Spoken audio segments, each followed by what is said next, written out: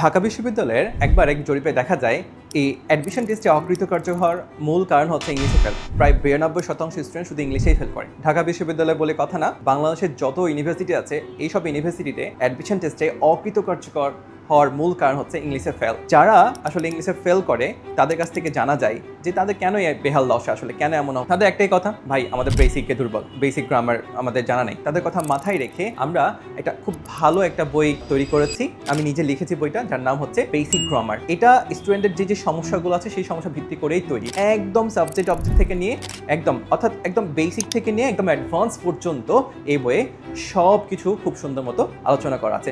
পাশাপাশি কোয়েশ্চেনের কোনো শেষ নেই, এমনকি 2025-26 সেশনের যে কোয়েশ্চেন্সগুলো সেই কোয়েশ্চেন্সগুলো পর্যন্ত আপডেট করা হয়েছে। অর্থাৎ তুমি যদি গ্রামারে একদম জিরো থাকো তাতেও সমস্যা নেই, আবার গ্রামারে তুমি যদি একদম অ্যাডভান্স লেভেল পর্যন্ত যেতে চাও তাতেও সমস্যা নেই।